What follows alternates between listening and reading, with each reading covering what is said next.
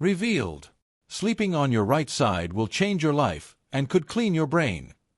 Have you ever found yourself forgetting something important, like a meeting, a password, or even the name of that college buddy? It's a common worry, and for good reason. The rise of neurological diseases such as dementia, Alzheimer's, Parkinson's, and ALS is staggering. Currently, over 55 million people are living with dementia, and projections indicate this number could reach at least 150 million in less than 30 years. To put that in perspective, someone is diagnosed with dementia every 3 seconds. So, what can we do to safeguard our brain health? Here's a surprising tip. Your sleep position might hold the key. In this video, we're diving into how your sleeping position can not only change your life, but also protect your memory from dementia and other neurological issues. The good news? It's an easy adjustment to make. First, don't forget to give this video a thumbs up, subscribe to the channel if you haven't already, and hit that notification bell so you never miss an update on our content. Also, share this video with your friends, family, and anyone you know who might be dealing with memory issues. You never know who might benefit from this information. Now, I want to hear from you. Have you noticed any memory lapses lately? How well are you sleeping? And where are you tuning in from? Let's get into it. Sleeping on your right side could transform your life and may even help cleanse your brain. So, why is there such a significant rise in neurological diseases today? Several factors contribute to this trend. Aging populations, sedentary lifestyles, poor eating habits, and chronic stress are all major players. We're living in a time where work emails invade our personal lives, and the relentless pace of life leads to less sleep and lower sleep quality. On top of that, there's a surge in conditions like diabetes and hypertension, both of which can damage brain health. But it doesn't stop there. Environmental toxins are another critical factor. We often see neurotoxic agents, like pesticides, that are used to kill pests, and these end up contaminating our water and food sources, potentially raising the risk for conditions like Parkinson's disease. By being mindful of our sleep positions and making small changes, we can take proactive steps toward protecting our brain health. Let's explore how sleeping on the right side can be a game changer for your mental well-being. Let me pause for a moment to highlight something concerning. The rise in Parkinson's cases is alarming, and it's often described as a silent pandemic. Heavy metals are another hidden danger. If you're eating fish every day, you might be exposed to mercury contamination. Add to that the persistent issue of air pollution, and it's clear we're facing some serious challenges. But isn't it incredible how resilient our bodies can be? Now, let's talk about COVID-19. We all remember when it swept through our lives, but have you considered how it affects the brain? COVID infection can lead to several short and long-term issues, including memory loss, reduced attention span, language and communication difficulties, and a slower mental processing speed. Studies indicate that COVID can even prematurely age the brain due to inflammation in the nervous system, speeding up dementia and activating previously dormant genes. So, if you've been forgetting where you left your phone or your bank password, take a deep breath and relax. Now, what exactly is dementia? It's a syndrome that involves the decline of various brain functions, such as memory, language, attention, and reasoning. This decline significantly disrupts daily activities. Alzheimer's disease is the leading cause of dementia, accounting for about 70% of all cases. Dementia is not just a personal health issue, it's a global public health crisis that demands urgent attention. The impact extends beyond the individual. It affects entire families and can be devastating. I have a patient who was once an incredibly intelligent professor at engaging in deep conversations about various topics. Today, she's become a mere shadow of her former self. If I, as her doctor for the past decade, feel heartbroken seeing her condition, imagine the emotional toll on her family, who witness this decline daily. It's a tremendous burden and a source of suffering for caregivers. Unfortunately, the medications currently available are primarily palliative and do not halt the progression of the disease. Over time, the brain continues to deteriorate.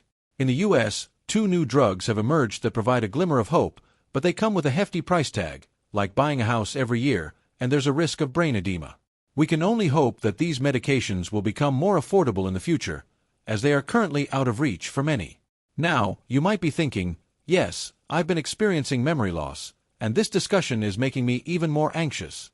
Take a breath. There's a distinction between normal memory loss and dementia. Let's break that down. Forgetting where you placed your keys is completely normal. Everyone experiences lapses in memory now and then, but if these forgetful moments become frequent and start to disrupt your daily life, it could be a sign of a more serious condition. Normal memory loss is characterized by occasional forgetfulness of names, dates, or recent events. You might find yourself having difficulty remembering where you placed your keys or forgetting a friend's name. This happens for several reasons, primarily due to distraction. When our attention is divided, our brain struggles to focus on storing new information, leading to frequent lapses in memory. Chronic stress can also negatively impact the hippocampus, the area of the brain responsible for forming memories. If we don't pay sufficient attention to what we're learning, or if we fail to connect new information with what we already know, those memories become weaker and more susceptible to being forgotten. For example, if you forgot the name of a college friend you haven't seen in 40 years, it's because, over time, memories that aren't used or reinforced become less accessible. Imagine a road leading to that memory fading and becoming weak. In contrast, dementia involves persistent and progressive memory loss. What does memory loss look like in someone with dementia? They might struggle to learn new things. It's important to note that while it may be challenging, it's not entirely impossible for them to acquire new knowledge. Dementia is also linked to changes in personality, behavior, and mood, along with difficulties in performing tasks that were once simple. For instance, forgetting where you parked your car is a normal memory lapse, while forgetting how to drive indicates dementia. Similarly, forgetting the name of a friend you haven't seen in a long time is considered normal, but having trouble recognizing familiar faces points to dementia.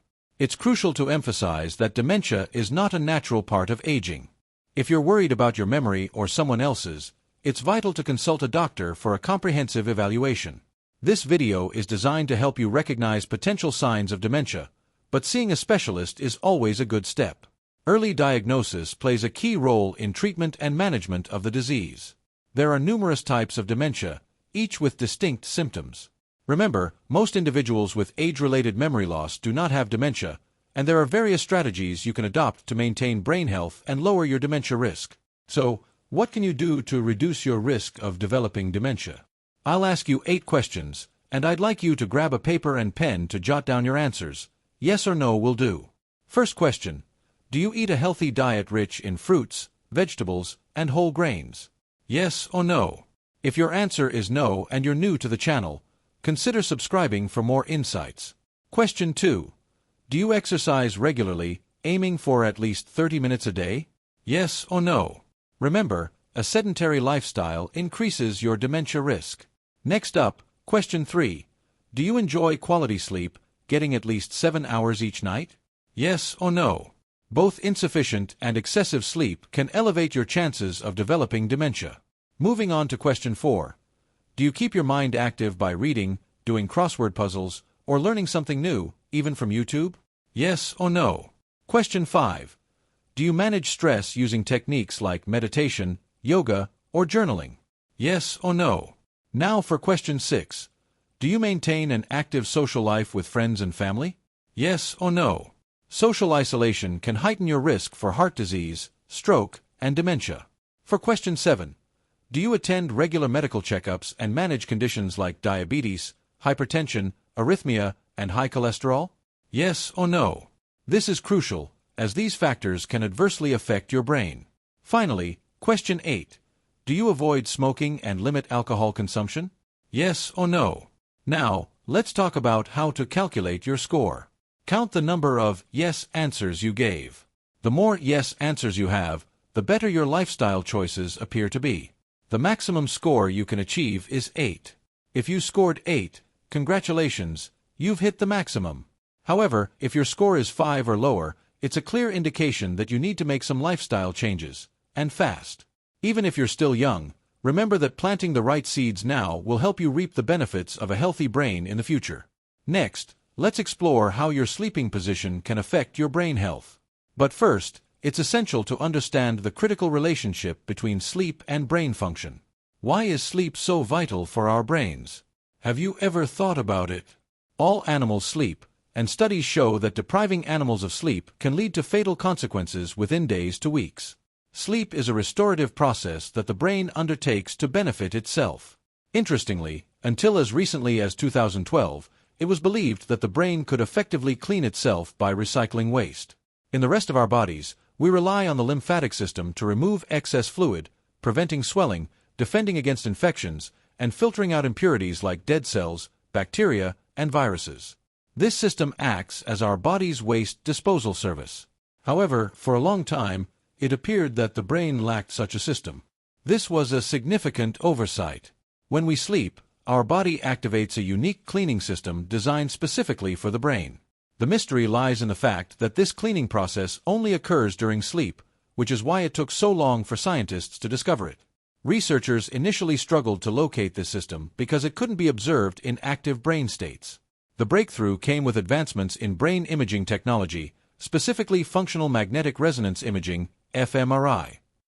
This technology allowed researchers to observe how the brain operates during sleep, leading to the discovery of the glymphatic system.